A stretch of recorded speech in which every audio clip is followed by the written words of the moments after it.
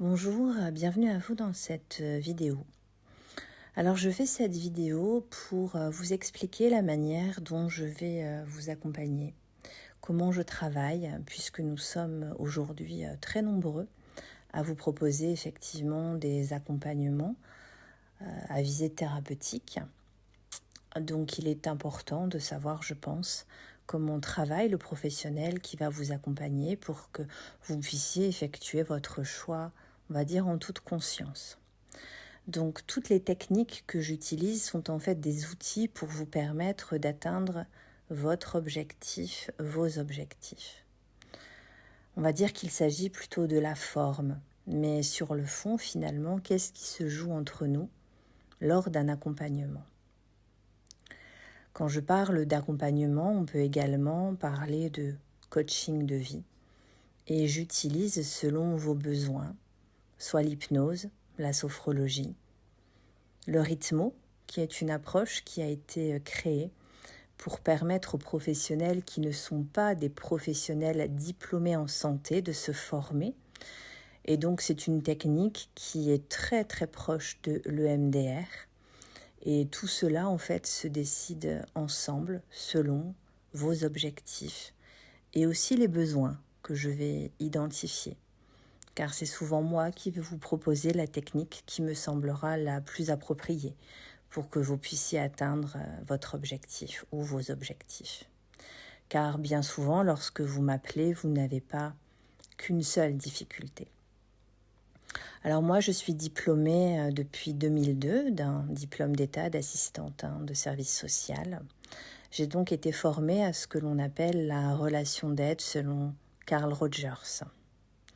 C'est une formation importante, car finalement, tous les praticiens n'y sont pas formés. J'ai aujourd'hui une grande expérience de l'accompagnement, environ 25 ans, puisque j'ai été assistante sociale durant un certain nombre d'années et que j'exerce maintenant en tant que thérapeute holistique depuis 2017. La relation d'aide, c'est avant tout un échange, d'égal à égal.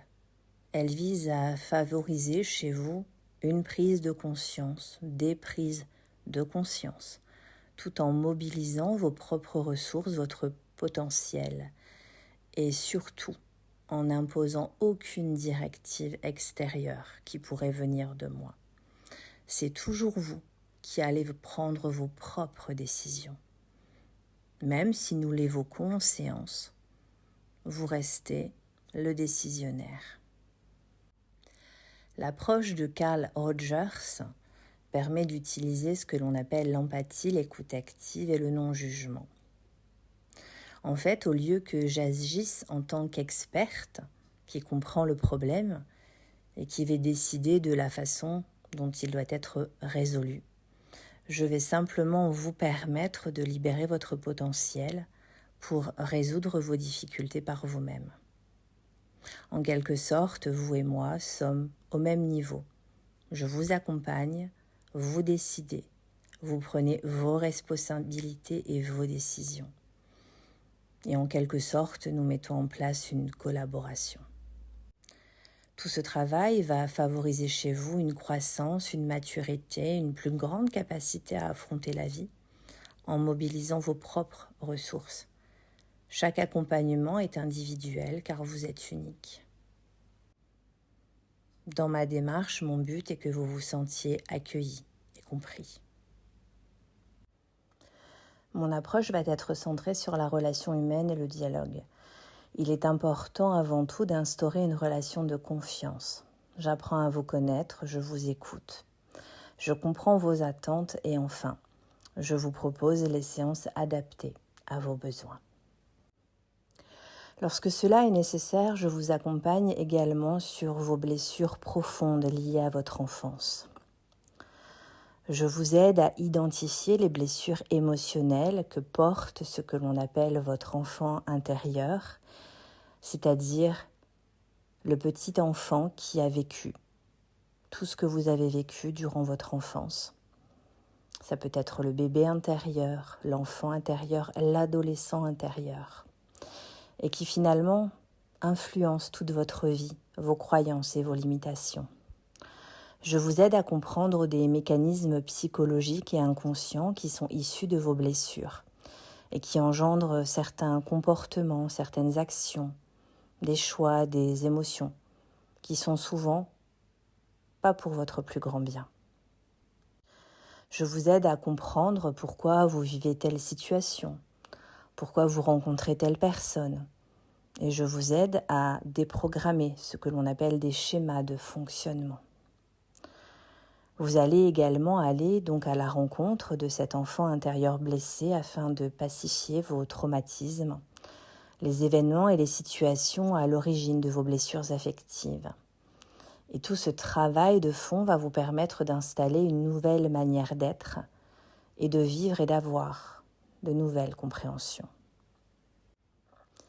Mon intervention dans les problématiques complexes est parfois faite en parallèle d'un suivi auprès d'un psychologue, parfois même d'un psychiatre, ou à la suite d'un travail que vous avez fait avec un psychologue, un psychiatre ou une autre personne avec laquelle vous avez fait de l'analyse. Je ne propose pas de séance purement analytique car ce n'est pas mon travail. Et si j'estime ne pas pouvoir vous accompagner, je vous le dirai. Finalement, chacun ses compétences.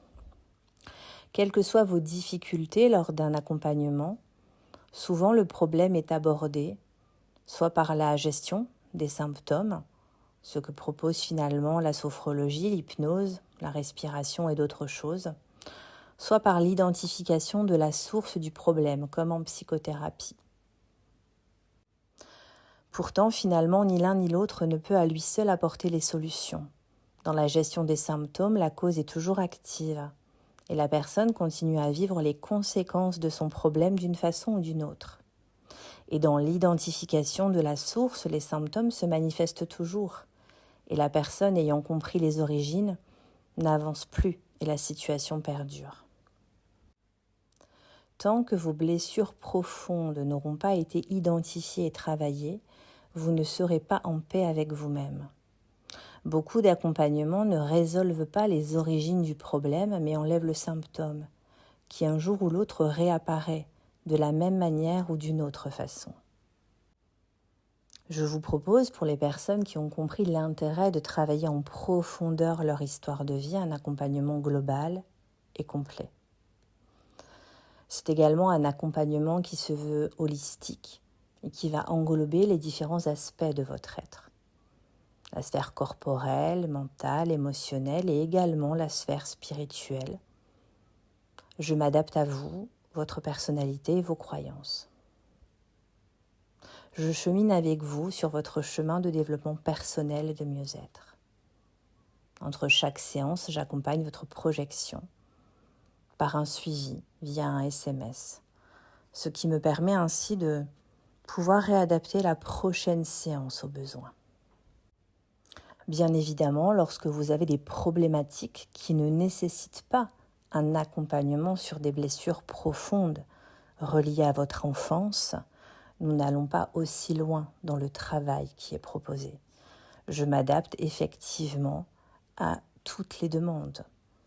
Un trouble du sommeil peut très bien être, par exemple, une mauvaise programmation inconsciente. Vous avez mal dormi une fois, 2 fois, 3 fois. Et votre inconscient va finalement enregistrer une fausse information que nous allons déprogrammer. Parfois, pour des troubles du sommeil, il sera nécessaire d'aller explorer votre enfance, car certaines personnes ont grandi dans une insécurité permanente, en dormant par exemple avec un couteau sous leur oreiller, de peur de se faire agresser la nuit. Et ça n'est pas des choses que j'invente, c'est des réalités que les personnes me confient. Donc c'est moi qui vais effectivement évaluer votre besoin, la manière de travailler au regard de ce que vous allez me dire de votre histoire. Je vous invite toujours à bien remplir le premier entre guillemets questionnaire que je vous envoie. Ça me permet effectivement de récolter déjà pas mal d'informations sur vous, d'évaluer si je peux vous accompagner ou non, Et cela nous laisse davantage de temps pour la première séance, pour pouvoir peut-être faire déjà une première séance d'hypnose. C'est-à-dire que plus ce questionnaire est fourni, rempli, avec beaucoup d'informations, plus ce sont des choses sur lesquelles je ne reviens pas forcément en profondeur lors de notre premier rendez-vous. Sauf si vous avez besoin, vous, de vous confier et d'en parler. Mais ne négligez surtout pas l'importance de ce premier questionnaire qui me permet vraiment déjà de bien cerner votre demande. Bien entendu, pour prendre rendez-vous, je vous ai au téléphone et je réponds à vos questions.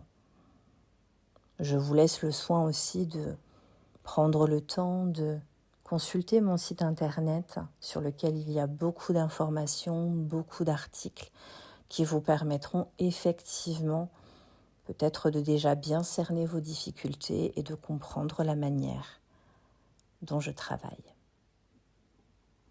Je vous dis peut-être à bientôt. Au revoir.